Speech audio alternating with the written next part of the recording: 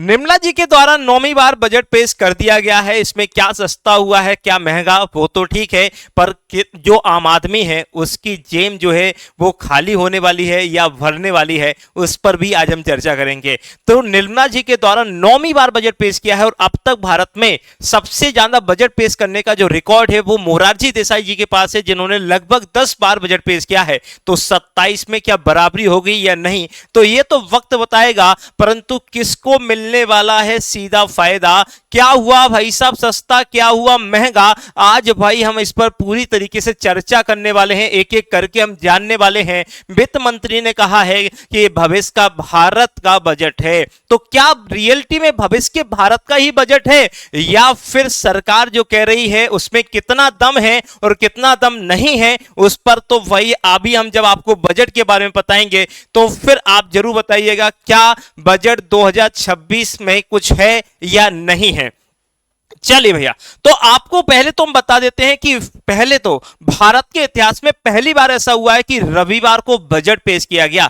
जैसे ही बजट आता है तो शेयर मार्केट में जो है वो खलबली मच जाती है और भाई साहब ऐसी खलबली मचती है, ऐसी खलबली मचती है कि मार्केट जो है वो बिल्कुल नीचे आ गया और मतलब लगभग 1500 से ज्यादा पॉइंटों से मार्केट नीचे आ जाता है। और यहां पे जब रविवार को ये बजट भाई पेश किया गया, ये भी एक अपने आप में इतिहास है। और आपको बता देते हैं कि पहले जो बजट था वो अगर देखा जाए फरवरी के लास्ट में पेश किया जाता था, पर मोदी सरकार ने इसे फरवरी के फर्स्ट वीक में पेश करने का निर्णय लिया था। और अधिकतर जब से मोदी सरकार ने निर्णय लिया तो 1 फरवरी को ही बजट पेश किया जा रहा था। यह बजट देखिएगा, आपको याद रखना 26 और 27 का बजट है। इसके अलावा देखिएगा यहां पे सबसे इंपॉर्टेंट बात क्या है कि इस बजट को तैयार किया गया था कर्तव्य भवन में। कहां पर बेटा?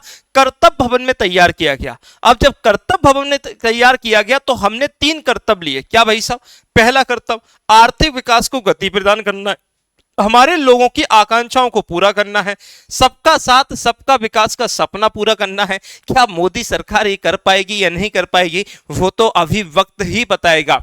इसके अलावा देखिएगा आर्थिक विकास, देखिएगा 3 कर्तव्य हैं, आकांक्षाएं और समावेशी विकास। सबका साथ सबका विकास के तहत सभी संसाधनों तक सबकी पहुंच सुनिश्चित करने का लक्ष्य लिया गया है। ये 3 जो कर्तव्य है इस पर मेन फोकस रखा गया है। तो बेटा ध्यान रखिएगा, कर्तव्य भवन में तैयार किया गया है, इसीलिए इसमें 3 कर्तव्य रख दिए गए हैं। क्या क्या होने वाला है? राजकोषीय घाटा, या देखा जाए कितना राजकोषीय घाटा होगा और आर्थिक अनुमान कितना है। तो कुल व्यय जो है बेटा याद रखिएगा 53.5 लाख करोड़ रुपए है, यह आपको याद रखना है। कुल प्राप्ति कितनी होगी? सरकार ने कह दिया कि मेरा अनुमान है कि इतनी ही प्राप्ति होने वाली है, इसका मतलब 36.5 लाख करोड़ प्राप्ति होने वाली है। इसका मतलब जो है यहां पर फिर से जो बजट आया है वो घाटे का बजट होने वाला है। ये तो क्लियर हो गया। राजकोष की घाटा जीडीपी का 4.3% रहने का अनुमान भी बता दिया है सरकार ने कि इतना रह सकता है। ऋण जीडीपी अनुपात अगर देखा जाए 2026-27 के लिए 55.6 का लक्ष्य रखा गया है। उधारी बाजार में अगर देखा जाए तो बेटा याद रखना 17.2 लाख करोड़ का रहने का अनुमान यहां पर बताया जा रहा है, ये बात याद रखिएगा। इसके बाद देखिएगा ये चार्ट के थ्रू आपको बता देते हैं, ये बताया गया है। इसमें देखिएगा अब यहाँ पे भारत जो सरकार है वो कहाँ कहाँ पर कितना इन्वेस्ट करने जा रही है। जैसे आपको बता देते हैं वायु फार्मा शक्ति में लगभग 10,000 करोड़ रुपए का आवंटन किया गया है और 3 नए NIPER संस्थान खोले जाएंगे, ये भी यहाँ पे बता दिया गया है। सेमीकंडक्टर, इंडिया सेमीकंडक्टर ध्यान रखना मिशन 2.0 की शुरुआत की गई है। इलेक्ट्रॉनिक्स में भी यहाँ पे आपको याद रखना है बजट बढ़ाकर जो है वो कितना कर दिया है? 40,000 करोड़ कर दिया है। केमिकल धातुएं जो हैं उड़ीसा, केरल, आंध्र और तमिलनाडु में दुर्बल धातु गलियारे स्थापित करने के लिए भी यहाँ पे बताया गया है। साथ ही साथ 3 नए केमिकल पार्क भी स्थापित किए जाएंगे। ये सारी चीजें यहाँ पर बताई जा रही हैं और इन सभी चीजों में ये देखो यहाँ से पेपर में डायरेक्ट क्वेश्चन आने वाले हैं, ये बात ध्यान रखेगा। इसके बाद देखिएगा बुनियादी ढांचा, बुनियादी ढांचा परिवहन। बुनियादी ढांचा परिवहन का मतलब है कि भाई यहाँ पर हम कितना, कहाँ पर रेलवे में कितना क्या करने वाले हैं। जल मार्गों की अगर बात करते हैं तो जल मार्ग जो है वाटर हमारे नेशनल जो आपके होते हैं नेशनल वे होते हैं, उसको कितने नए नेशनल वे बनाने की बात की जा रही है, ये सारी चीजें होगी। तो देखिएगा 7 नए हाई स्पीड रेलवे कॉरिडोर की स्थापना की जाएगी, जिसमें दिल्ली, बनारस आ रहा है, बॉम्बे, पुणे विकसित होंगे। अगले 5 वर्षों में आपको बता देते हैं 20 नए राष्ट्रीय जल मार्ग चालू होंगे, ध्यान रखिएगा। सी प्लेन की बात की जा रही है यहाँ पर, साथ ही साथ माल गलियारा की भी यहाँ पर बात की गई है। पूरब से सूरत, यानी कि अगर कहा जाए दान जी से, अगर कहा जाए पूरब से ये कहां तक जाएगा, पश्चिम तक, आपको याद रखना है। शिक्षा जो भारत की, आपको याद रखना है, अगर कहा जाए भारत में सबसे ज्यादा किसी में सुधार होना चाहिए, तो मुझे ऐसा लगता है कि शिक्षा में बहुत ज्यादा सुधार की आवश्यकता है। तो कितना यहां पर इन्वेस्ट करने की बात कही है मोदी सरकार ने शिक्षा पर, क्या क्या चीजें यहां पर है, तो देखिएगा उच्च अधिकारी समिति बनाई जाएगी शिक्षा से रोजगार के लिए। इसके बाद स्वास्थ्य पेशेवर की बात करते हैं, पेशेवर की बात कर लेते हैं। अगले 5 वर्षों में 1 लाख स्वास्थ्य सेवाओं को जोड़ना है, ऐसा इन्होंने कहा, ठीक है। महिला सशक्तिकरण, प्रत्येक जिले में एक महिला छात्रावास की स्थापना करेंगे। और साथ ही साथ विश्वविद्यालय की अगर बात करते हैं तो बड़े औद्योगिक गलियारों के पास 5 यूनिवर्सिटी टाउनशिप का निर्माण किया जाएगा। टाउनशिप का आपको याद रखना है, याद रखना है, ये बात आपको याद रखना है, टाउनशिप का निर्माण किया जाएगा।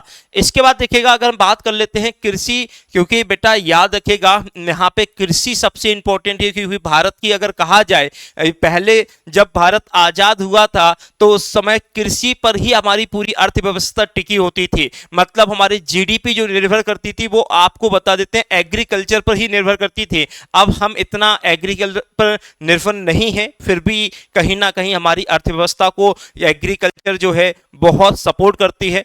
तो अब देखिएगा उच्च मूल कृषि जैसे नारियल, काजू, आपको याद रखना है, चंदन की खेती, इनके लिए विशेष प्रोत्साहन की बात की गई है। भारत विस्तार की भी बात की जा रही है यहाँ पर। महात्मा गांधी ग्राम स्वराज, याद रखिएगा, ये देखिएगा भाई साहब बहुत इंपॉर्टेंट है, पेपर में आने वाला है कि इसका संबंध किससे है। एक नई पहल शुरू की गई है और पशुपालन के लिए 20,000 से अधिक नए पशु डॉक्टरों की यहां पर आपको याद रखना भर्ती आ सकती है। मतलब पशुपालन में 20,000 से ज्यादा डॉक्टरों की भर्ती होगी, ये यहां पे कहा गया है, तो वही ध्यान रखना है। इसके बाद चलते हैं भैया टैक्स भरने के लिए। टैक्स जो होता है बेटा याद रखना है, डायरेक्ट टैक्स है, इनडायरेक्ट टैक्स भी होता है। सबसे पहले आपको बता देते हैं जो नया आयकर अधिनियम है वो 1 अप्रैल 2026 से नया आयकर अधिनियम 2025 जो होगा वो लागू हो जाएगा, ऐसा इन्होंने कह दिया। टीसीएस मतलब अगर टीसीएस की अगर बात करते हैं तो आप लोगों को याद रखना विदेशी जो यात्रा पैकेज पर लगते थे उसको कम करके बेटा याद रखना 2% कर दिया है। रिटर्न फाइलिंग जो 31 दिसंबर थी उसको बढ़ा के 31 मार्च कर दिया। मतलब जिसने भी अभी तक जो है याद रखिएगा इनकम टैक्स नहीं भरा है तो भर सकता है 31 मार्च तक। आईटी सेक्टर की अगर बात करते हैं तो सॉफ्टवेयर सेवाओं के लिए 15.5% का एक समान ध्यान रखना है। सेव हर्बल जो है उसकी शुरुआत करने की बात हो रही है। एमएटी यानी कि न्यूनतम वैकल्पिक दर जो है उसको घटाकर याद रखना 15 से कितना कर दिया है, 14 कर दिया गया है।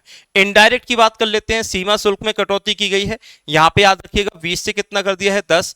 17 दवाइयों पर सीमा शुल्क में बिल्कुल आपको याद रखना है डिस्काउंट दिया गया है। इसके अलावा इलेक्ट्रॉनिक्स जो आपके आइटम्स हैं उस पर भी डिस्काउंट दिया गया है।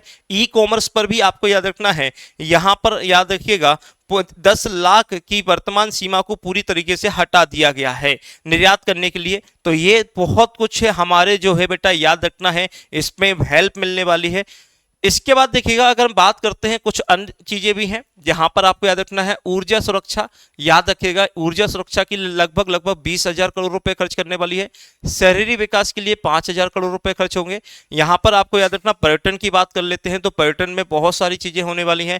मानसिक स्वास्थ्य सही रहे इसके लिए भी बहुत सारी चीजें होने वाली हैं। 16वां वित्त आयोग, ध्यान रखना है राज्यों को 1.4 लाख करोड़ रुपए का अनुदान उपलब्ध कराया जाएगा। याद रखिएगा ये भी इन्होंने स्वीकार कर लिया है। 16वें वित्त आयोग के अध्यक्ष जो हैं वो अरविंद पनगड़िया जी हैं। इसके बाद देखिएगा अगर हम कहें तो कहां कहां पर कितना पैसा खर्च किया गया है, कहां कहां पर कितना पैसा खर्च किया गया है। देखिएगा सबसे ज्यादा पैसा जो खर्च किया गया है परिवहन, दूसरे नंबर पर डिफेंस में, तीसरा ग्रामीण विकास में, चौथा गृह कार्य में, 5वां आपको याद रखना कृषि और 6वें नंबर पे आती है शिक्षा।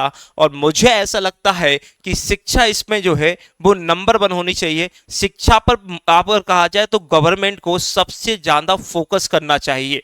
इसके बाद देखिएगा एनर्जी है, फिर हेल्थ यानी कि स्वास्थ्य, और देखिएगा अगर हम कहें तो इन दोनों पे, यानी कि अगर देखा जाए शिक्षा और जो हेल्थ है इस पर सबसे ज्यादा खर्च होना चाहिए। शहरी जो विकास है उसके लिए आईटी सेक्टर है, फिर आपकी जो आपकी इंडस्ट्री है, सामाजिक कल्याण है, फिर वैज्ञानिक विभाग है, कर प्रशासन है, विदेशी कार्य है, वित्त है, पूर्वोत्तर विकास है, इन सब के लिए कितना कितना पैसा खर्च कर रही है सरकार, वो मैंने एक पूरा इस तरह से प्रॉपर बना दिया है जिससे आपको याद करने में आसानी हो जाएगी, जिससे आपको याद रखेगा, याद करने में आसानी हो जाएगी। अब बात कर लेते हैं सर थोड़ा सा बजट के इतिहास के बारे में। बजट के इतिहास के बारे में मतलब बजट जो शब्द है वो फ्रांसीसी शब्द है, जिसमें आपको याद रखना, आप सभी को याद रखिएगा, बजट जो एक शब्द है वो फ्रांसीसी शब्द है और भारत के संविधान में कहीं पर भी बजट शब्द का प्रयोग नहीं किया गया है। उसके स्थान पर आर्टिकल नंबर 112 में वार्षिक वित्तीय विवरण का उल्लेख दिया गया है। आपको याद रखना, वार्षिक वित्तीय विवरण का उल्लेख मिलता है। और भारत में देखिएगा, स्वतंत्र भारत का पहला केंद्रीय बजट जो आया था वो 1947 में आया था, आर के चेट्टी जी के द्वारा, याद रखना, पेश किया गया था। और भारत का गणराज्य का पहला बजट आया था 1950 में, डॉक्टर जॉन मथाई के द्वारा पेश किया गया था। भारत का पहला आर्थिक सर्वे जो हुआ था 1950-51 में हुआ था, मतलब पिछले वाले बजट का पूरा बताया जाता है, सार क्या हुआ, कितना लॉस हुआ, ये सारी चीजें। बजट पेश करने वाली पहली महिला वित्त मंत्री जो थी वो इंदिरा गांधी थी, बेटा ध्यान रखेगा, ये बात याद रखेगा। इसके बाद देखेगा, पहली पूर्णकालीन महिला वित्त मंत्री कौन थी? निर्मला सीतारमण जी, जो उन्होंने 9वीं बार पेश किया है। सर्वाधिक हमने बताया मोरारजी देसाई ने। 16 और 17 तक आम बजट और रेल बजट जो है वो अलग अलग पेश होते थे, परंतु 1 फरवरी 2017 से इसको रेल बजट को विलय कर लिया गया था आम बजट में। इसके बाद साथ ही साथ याद रखना, साथ ही 2016 तक बजट फरवरी के आखिरी दिवस तक आता था, और याद रखना है, परंतु 2017 से 1 फरवरी को पेश करने के भारत में केंद्रीय बजट को शाम 5 बजे के बजाय सुबह 11 बजे पेश करने की परंपरा जो है वो 1999 में शुरू हुई थी। याद रखिएगा, ये आप लोगों को याद रखना, यशवंत सिन्हा जी के द्वारा शुरू की गई थी। किसके द्वारा बेटा? यशवंत सिन्हा जी के द्वारा शुरू की गई थी, बेटा याद रखना है। इसके बाद अगर अभी तक आपने सोशल मीडिया पे आपके अपने विनर्स को फॉलो नहीं किया है तो जल्दी से कर लीजिएगा। साथ ही साथ आपको बता देते हैं कि फॉर ऑनलाइन कोर्सेज, अगर बता देते हैं, यहाँ से आप ऑनलाइन कोर्सेज ले सकते हैं, यहाँ से कोई भी बुक ले सकते हैं, और यहाँ से ऑनलाइन इंक्वायरी, ऑफलाइन इंक्वायरी। तो आपको ध्यान रखना है, इसी प्रकार की जो आपकी जानकारी है उसके लिए जुड़े रहें अपने विनर्स परिवार के साथ। धन्यवाद, जय हिंद।